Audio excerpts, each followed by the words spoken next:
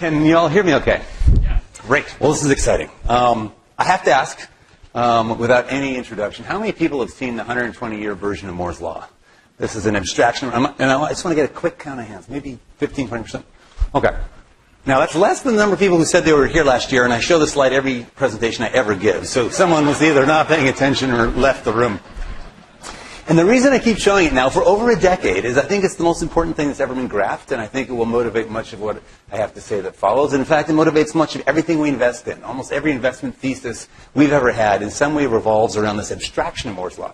By abstraction, if you notice the y-axis, I'm just looking at how many calculations per second, how much computation can you buy for a buck? Could have been storage. Those are the two things you usually buy. You don't buy transistor counts.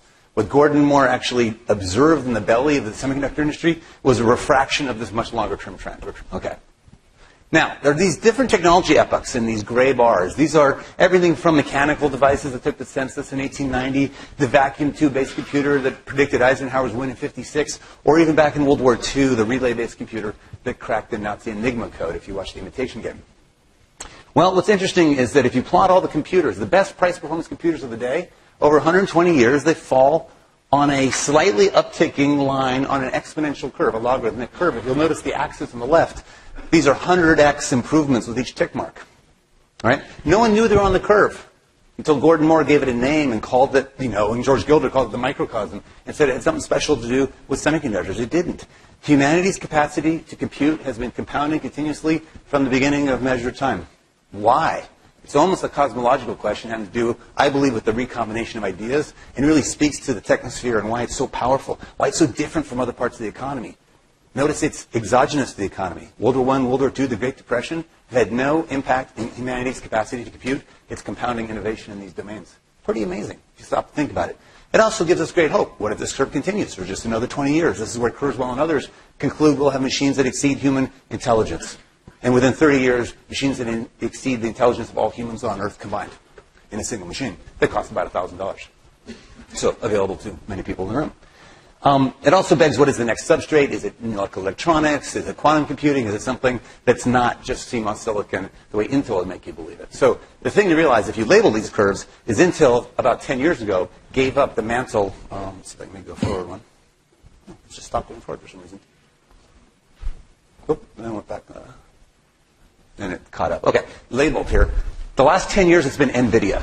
No surprise to anyone in this community. If you're going to buy a compute engine, you don't really care about Intel CPUs much anymore, other than the UI and, of course, all the other Windows delights that you are still encumbered with. If you're actually doing research, you want to be on a substrate that more sort of closely mimics the human brain. Its massive connectivity, its local memory, its ability to do much more in a massively distributed way, because that's really what deep learning and neural networks are all about. For anyone that's having a hard time reading it, it's the GPUs you can buy for a couple $1,000s today that are really the workhorses of deep learning. Now, I'll come back to the computational substrate later. The main point I want to make now is that we rely on this when we invest in new startups. As the capacity to compute reaches thresholds, you can simulate something that wasn't simulatable before. A trial and error science becomes a real information science. And I believe every industry on the planet will eventually become an information business. Something where the basis of competition is how good is your software, how good is your algorithm. You've seen that, of course, with cell phones. You're starting to see that with cars. The best car of the future will be the best AI. You won't care about how many cylinders your engine has, because, of course, it will be an electric car. That won't really be the point of differentiation. You can see the advanced form of what hardware becomes, software-defined hardware, in the phone in your pocket. That's what satellites, robots, cars, and almost every other physical product will become over time, which has all kinds of profound implications on a winner-take-all economy and network effects, but I'll leave that for another talk. I'll just give you some examples of companies that we're investing in that obviously leverage deep learning as the basis of competition with their competitors. And I think you might be able to make a similar comment as what you might have made 10 years ago, or let's say 20 years ago. If you don't have an internet strategy as a new tech startup, what are you thinking, right? And maybe 10 years ago, if you didn't have a mobility element to your tech startup strategy, you're a little out of touch. And I think today, the same can be said for deep learning and artificial intelligence in general. If there isn't some machine intelligence element to your business proposal for anything launching today, what are you missing, right? And so any entrepreneurs, you might ask yourself that. across many different sectors. This is just a random sample, by the way. We, by no means, have a representative portfolio of everything that's going on out there. In fintech and a bunch of areas, there's a lot of financial tech, that is, a lot of innovation to be applied. Okay, I'll just do some visuals of some of these. Robots. Take a robot, use all the off-the-shelf components that you get from cell phones, the accelerometers, 6-axis accelerometers, and put them in every joint. You make a dirt-cheap hardware device where all the software updates, of course, are what people buy. And the reason you buy one product over the next is based on the software, not the physical change. Again, keep thinking of your phone. The next phone you buy will look just like the phone you own. Right? It's just going to be Moore's Law and better software and services. The cars, you've already heard some about this. These are a couple in our parking lot that I love. I've been in a lot of these vehicles, and there are times when you want to, sort of be a driving machine, as some companies might advertise, and there's times when you want to be driven by a machine. And believe me, it's an increasing percentage of my commute. The thing that's interesting about this, of course, is where it will go in the near future. There are many vehicles driving all around San Francisco and the world, fully autonomously in urban environments. And the frequency at which they need to sort of bail out for a human teleoperator to make a judgment call is increasingly dropping. And I think it is realistic to think that these will be in service in a couple of years with an Uber-like service. And it's a compelling vision. No driver, no ability to have a driver. Just get in and be taken to where you want to go with a higher safety, reliability, and, of course, luxury than you've ever had before. The thing that these companies all need to make their driving algorithms better are huge data sets, right? So there's an interesting thing in the whole autonomous driving community of who's gaining the data, who has the most miles with which to train these neural networks. And some might say the cars on the road with these features have a clear advantage, right?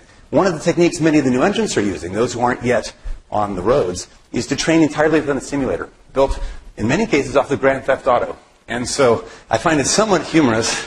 Oh, by the way, they're cross-correlating, of course, like what they really see and what all the sensors would have seen in this 3D rendered world. They feed that through the sensor, and that's an entirely physical simulation, and cross-train with the real world. So I think the good news is that if the zombie apocalypse comes, the vehicles know exactly what to do. They'll be up on the sidewalks, they'll be taking out everybody, and maybe like an Easter egg, if you will, in the algorithms. But we'll leave that for the rapid-fire session on AGI later. Okay. Not too far from now, we're going to have all kinds of satellites skimming around the sky. Within a couple of years, you'll see the broadband networks providing broadband data connectivity everywhere on the planet, ubiquitously, with a $200 ground station. This is coming from a couple different companies that are in development. That's going to extend global internet connectivity from 2 to 6 billion people much more rapidly than anyone is forecasting. Just take that into account also when you think about new business propositions. The developing world is going to come online en masse. But the Skynet I want to talk about first is one that is actually shipping as we speak this year. And that is a huge array of hundreds of satellites that are observing every meter of the Earth every day. And I'll just use this as one of the examples of how one of our portfolio companies is using deep learning in a way that they have to and is becoming the basis of competition in industry in transition. And that's an Earth observation, right? Taking pictures of the Earth, whether it's visual spectrum, infrared, synthetic aperture radar. There's all these different modalities, but you're just basically looking at Earth with a telescope. This is an example just of how the industry changes. Instead of these huge, expensive, mainframe-sized and mainframe-priced computers you're using, again, cell phone components off the shelf. Every part is a commercial off-the-shelf part in these sort of flock of doves, as they call them, satellites that observe the Earth. This is a company called Planet Labs in San Francisco.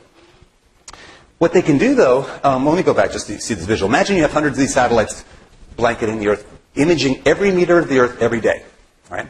You immediately start thinking, I have to switch from human analysts, like eyes on Kuwait, eyes on Afghanistan, to a blanket algorithm that's looking at everything for change detection, for, did something just happen? And then you automatically task a higher resolution satellite to zoom in on anything that's changed. Change could be environmental. Change could be natural disasters. Could be conflict zones. It could be new construction, new housing starts globally measured every day. It could be where are people parking? Count every car in every parking lot every day. No human would do that. It becomes a computer vision task. Some of the recent stuff they've done just in the last couple of months is to automatically detect any new wells that are being built or any oil and gas development going on anywhere in the world, whether it's in the U.S., Siberia, or you pick it. And you'll be sliders. What's new? What's changed? What are people doing? Or who's got swimming pools? A bunch of people for insurance adjustment, they just want to understand where are the swimming pools, which of our insured properties have them, which don't. Simple stuff like that. Or in terms of natural disasters, you can look at reflectivity of the water and actually the depth of the water using synthetic aperture radar to figure out what's been flooding, what's not, where are roads passable, where are they not for relief workers. You can also identify when there's new roads. There's a lot of places in the world that don't quite keep up to date on their maps, especially places like India, Syria, just discovering where's a new road popped up and be able to use the diff between before and after with daily imaging. Now, let me just end that section to say there are many areas like this where the point of differentiation shifted from, do I have the best resolution? Do I have, I don't know what, some other parameter of metric, to who's got the most data? And all these algorithms really only kick in on massive data sets, and that's what we're now getting. More data streaming down from these satellites than you could ever imagine. And you start to want to put the deep learning networks and the inference engines into the satellites themselves. Because what you can do is avoid sending down all the data that's exactly like what you had before. So let's say you're going over the open ocean. Unless you're trying to measure ocean levels, just send data sets if there's a ship in the photo, right? So 2/3 of the Earth are going to be over water. Don't even send down the images unless something's there worth seeing. And that kind of intelligence in the little devices that are everywhere is important. I'll come back to that later, that I think you're going to see an enormous explosion of intelligence on the edge, out in the satellite, not just in the data center, out in the remote sensors, in the light bulbs in your home, and every appliance in your home will have a little neural net in it soon. And, let's say in the next 3 or 4 years, that will allow you to speak to it, will allow it to be much more intelligent than any of the Nest or drop cams are today. Is that really someone you should be taking a picture of, or is it just someone in your household? All that intelligence moves to the edge, I think, because the computational substrate is going to allow it to. So let me switch to that.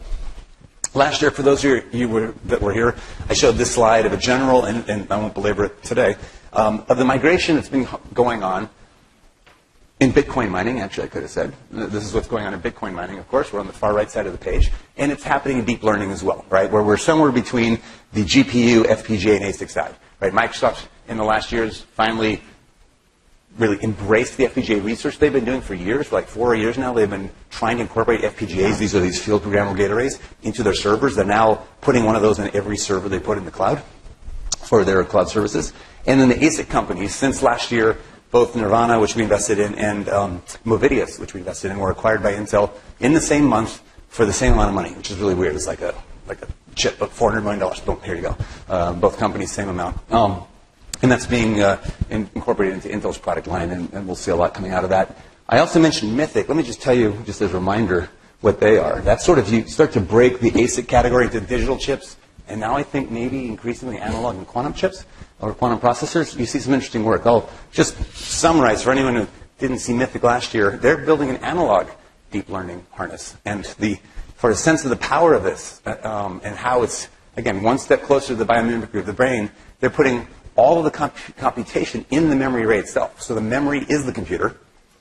And for a sense of how radically different this is from any other chip in development, they can do matrix multiply and add, which is the thing you want to do over and over again. Right? They can do 8-bit matrix multiply and addition in a single transistor. So usually that makes people, 8-bit multiply and addition with one transistor in that array, and it's in a standard flash memory array. That's one of the kinds of architectures, I think, that lets you put a 40-cent chip into anything. Right? Into your iRobot Roomba or your microwave oven or your video camera. It's cheaper than the plastic buttons you might otherwise have to put in a device to give you control over its functions. You just speak to it in natural language. So the kind of power you see with an Alexa home product that needs internet connection and needs a lot of power would fit into, a watch. It could be doing translation on the fly within a hearing aid. Just get a sense of very low power. But I want to spend most of the rest of my talk on building on something you just heard about, how quantum computers might affect this. As you know, CDL added an entire quantum machine learning track to their usual machine learning sort of accelerator program they're going through. And that was really exciting yesterday. A bunch of companies were presenting on how they're using quantum machine learning to do things like better chip design, quantum chemistry, and so forth. The thing on the far right, you've heard a bit about just in the last talk, that there's a lot of potential to do more than we have done in unsupervised learning, in generative types of architectures.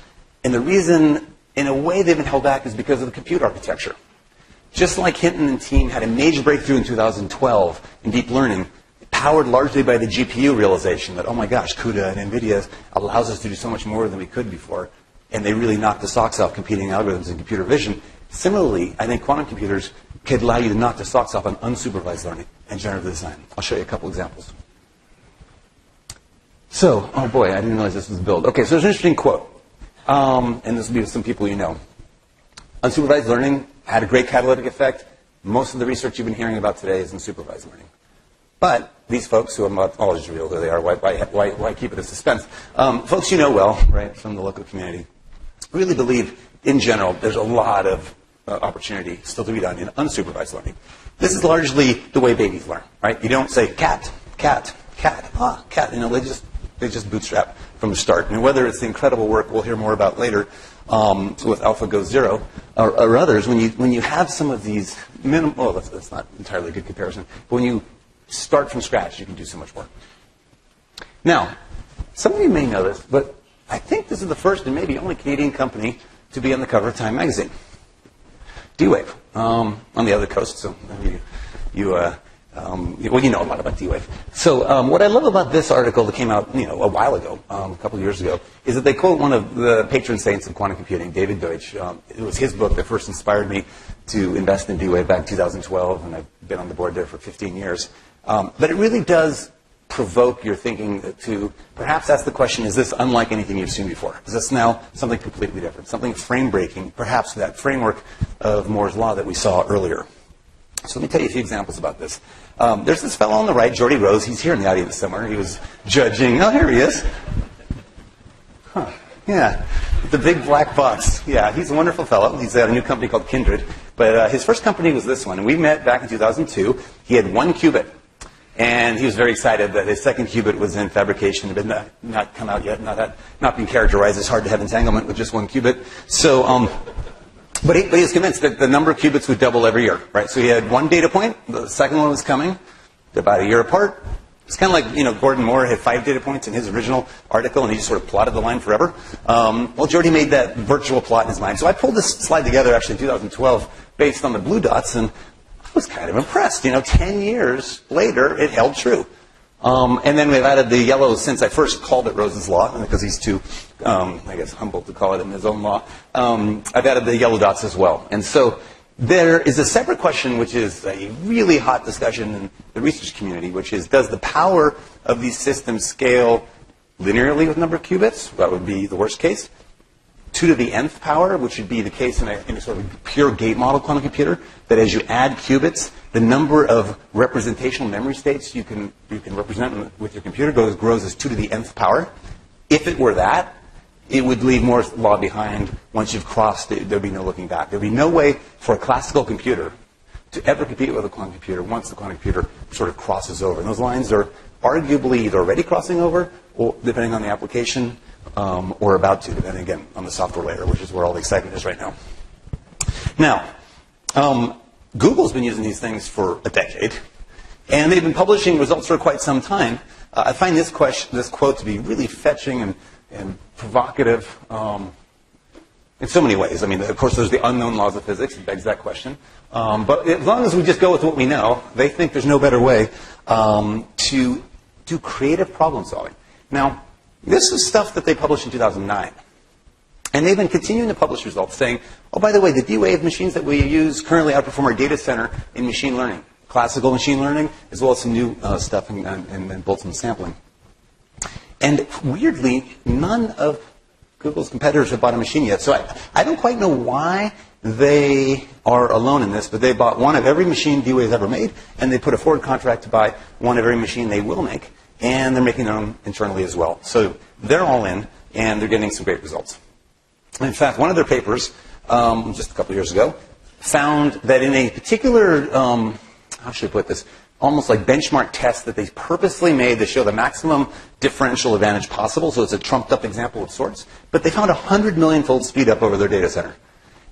That's the kind of thing that you say is frame-breaking, right? Those are the kinds of order of magnitude improvement that catch people's eyes, usually. And it did, at least in the U.S. It's kind of interesting to me that every customer of D-Waves is in the United States and Europe. Let me just mention that to all the Canadians in the room. I don't know what the hell's going on, but everyone outside of Canada loves them. And they show some amazing work. Here's one on quantum Boltzmann sampling related to what you just heard in the prior talk, where you have classical algorithms in blue and green that in some cases don't even converge to the right answer, and they certainly don't do so as quickly as a quantum learning machine, where you want to sample from a probability distribution, and you want to do so in the minimalist number of samples. This recently has been shown, for example, in a completely different piece of work to be a way to dramatically improve ray tracing in computer graphics. Like if you have Toy Story or some movie based on three-dimensional objects and you want to light and shade the scene, they've realized if I drop in basically a Boltzmann sampling engine, not a quantum one in that case, you can dramatically improve the results of even mainstream applications like ray tracing. So if you could get a further improvement still, and thanks Barney for that example last night at dinner, credit to that summary goes to him. This could be a big, widely applicable area. I think Boltzmann machines in general haven't been used nearly as much as they could simply because they're so computationally inelegant on a normal single processor. Now, I want to go, let me come back to this here just one sec. So the point of this was, in native sampling and in a bunch of areas, a quantum computer might get to an answer with a sparser data set or more quickly, or both, and more accurately. So this is really exciting in a lot of areas where reducing the amount of training needed to bootstrap the algorithm is pretty exciting. And so here are some results from yesterday. They were just came out. And the application was to go back at the data set that CERN gathered looking for the Higgs boson. So, we have all this data. Would a quantum computer have found the results more quickly? And amazingly, they found that going on a much smaller data set, if you looked at, oh, by the way, on this graph, notice that it's a 10 to the third power. So between the 0.1 and the 1, which is like a 1,000-fold improvement, the curve that gets up more quickly up on the lower error rates is the one that's using quantum sampling. So you can take, arguably, a dramatically lower sample set to get to the same results or better. Oh, I accidentally covered up there was a little formatting error there. Sorry about that. Okay, let me just end with something that's really interesting to me as a generalization of the power of all of these systems. So if you look at everything in the blue boxes, and some of these are very, of course, familiar to everyone in the room, biological evolution, traditional, plain old evolution, as well as artificial evolutionary systems, directed evolution that's sometimes used in microbial design. If you look at cellular automata that Stephen Wolfram wrote about, and there's a little picture in the top right there to remind you, cellular automata is a very simple piece of math applied iteratively over and over and over again to generate, in some cases, very complex and non-repeating patterns. Genetic programming, a field that kind of came and went. I'm not sure if it'll come back, but it literally involved mating and selection pressures on pieces of code that would cross-swap with each other, and you'd sense program a solution that, in my opinion, had the most application in that little, things like that little antenna that looks like a bent-up paperclip. It actually flew on a NASA satellite. It was the most efficient antenna at a particular task, in a particular pass band, a particular frequency. No engineer can understand why it's a good antenna. They can't learn from it. All I know is that using a generative process, they can generate antennas over and over again that exceed human design. They can also do it in analog chip design, where you have a number of resistors, capacitors, inductors. What combination of these, let's say, might make a bandpass filter or whatever you're trying to design, and they've actually generated patented results that exceed human design capacity. And the thing that method uses, just to explain why I belabored this, is you have a very easy testing mode. Is this circuit, like in a simulator, you can simulate, does this circuit do what I want it to do or not? How good is it at that? Great. You can test all day long. The generation part, what is the circuit that would give me the features I want? No one knows. So you either use human design, in some cases you can pencil it out, or you use these generative methods and basically test millions and billions of variations and slight permutations. You get to the design space that's unlike anything a human has designed before. And the last one, generative design, is the little animated GIF that you're seeing there. Autodesk and others have realized that if you apply some of these methods more broadly to manufacturing in general, you can come up with stronger things like a motorcycle truss in this case, or an entire dune buggy, or a bridge, than anything a human has designed. But you look at them, it's striking in a number of ways. A, they're almost all organic looking, as if it grew out of some garden. B, they're a little hard to manufacture in many cases with modern methods. You think, in many cases, you have to go to a 3D printer to make these things. But you could constrain the generative space, and they have to say, well, what if I only had straight beams and connectors, and you can get these sort of Tinkerbox-like things that do this job as well. Again, better than human design. Now, the reason I'm listing all these is that I think all iterative algorithms, deep learning neural networks is an iterative algorithm, right? Matrix multiply, back propagation, gradient descent. All these things are do some simple math over and over and over again. And in the complexity of billions of these things, eventually trillions of these things, you get the emergent beauty of what we are all here today to celebrate. But I think there's something to realize that what they all have in common. The artifact of creation is inscrutable as to its inner workings. So I think when we, for example, use deep learning to grow an artificial general intelligence, an AGI, which we'll talk about more in the afternoon, that's perhaps comparable in complexity to the human brain. it'll be easier to build a new one than to reverse engineer its own workings. I think we'll build an artificial general intelligence that exceeds human intelligence before we ever understand the human brain itself. Reverse engineering our own brain is more difficult than building a new one. And you see that in small cases today throughout the industry. The practitioners in this field have a tough time sometimes integrating with the rest of the development environment, where engineers and engineering managers say, well, how do you know it works? Tell me how it works. And they're like, I don't know how it works. I can tell you how I made it. I can tell you how I make a better one next time. The locus of learning switches from artifacts of creation to the process of creation. And it's so different from normal engineering modalities. It's not like the Germanic approach of it does what I say, and any variation from what I say is a bug. Right? This new design modality is more like parenting. Right? You don't go in and tweak the neurons of your teenager. The best you can hope to do is a better job parenting next time around. You know?